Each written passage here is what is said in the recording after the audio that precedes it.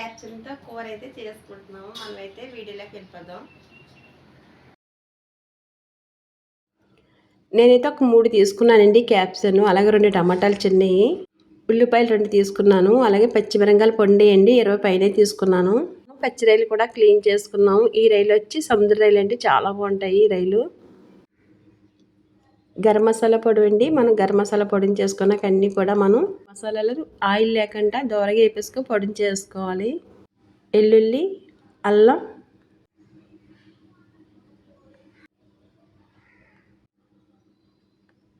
పండుమిర్చి కూడా వేసుకున్నాం కదండి, మిక్సీ పెట్టేసుకుందాం. క్యాప్సికమ్ అండి చిన్న ముక్కల కింద కట్ చేసుకుందాం. క్యాప్సికమ్ ఎలా కోసుకున్నా పర్లేదండి, తొందరగా ఉడికిపోతాయి. ఉల్లిపాయలు కూడా చిన్న ముక్కల కింద కట్ చేసుకుందాం. అలాగే టమాటాలు కూడా కట్ చేసి పక్కన పెట్టేసుకున్నాం కదండి. ఇప్పుడు స్టవ్ వెలిగి అల్లం, వెల్లుల్లి, అలాగే పండుమిర్చి పేస్ట్ కూడా చేసుకున్నాం కదండి, రెడీగా పెట్టుకున్నాం. ఇప్పుడు స్టవ్ వెలిగించుకొని మూకుడు పెట్టుకున్నాం కదా, సరిపడగా ఆయిల్ అయితే వేసుకుందాం. ముందుగా క్లీన్ చేసుకున్న పచ్చిరాయలు వేసుకుందాం అండి, ఆయిల్ హీట్ ఎక్కిపోయింది కదా.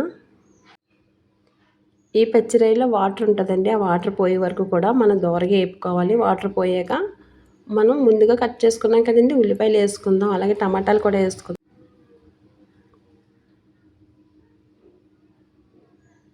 ఒకసారి కలుపుకుంటాక మనం గరిటెతో కలుపుకున్నాం కదండి, ఇప్పుడు క్యాప్సికమ్ ముక్కలు కూడా వేసుకుందాం.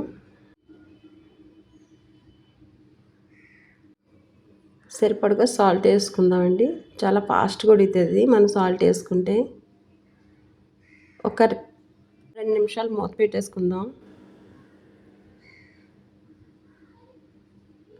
అల్లం, వెల్లుల్లి, పండుమిర్చి అండి పేస్ట్ చేసుకున్నాం కదా, వేసుకున్నాం ఆ పేస్ట్ కూడా. గరం మసాలా పొడి 1 స్పూన్ వేసుకున్నాం. ఒకసారి బాగా కలిపేసుకుందాం.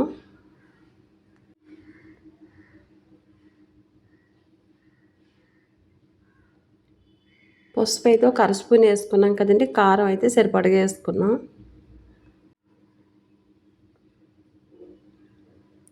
చాలా బాగుంటుందండి ఈ కూర. మనకి మటన్ కూర మీద ఈ టేస్ట్ ఇంకా బాగుంటుందండి.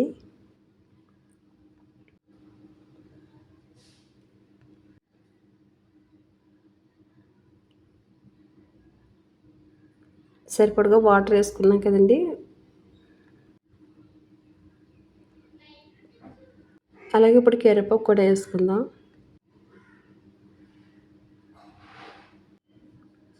మూత పెట్టేసుకుందామండి 1 నిమిషం.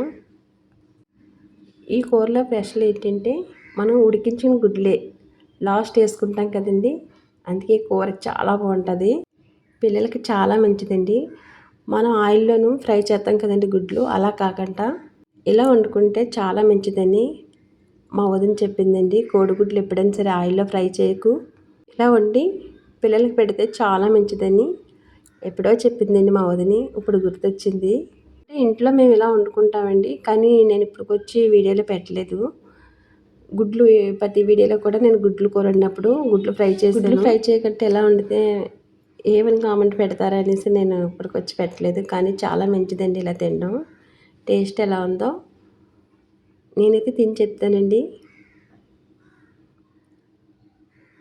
నాకైతే పచ్చిరాయలు వేసిన కూర ఏ కూరని అయితే నాకు చాలా ఇష్టం అండి. కాయగూరలో పచ్చిరాయలు వేసుకుంటాం కదండి, చాలా బాగుంటుంది.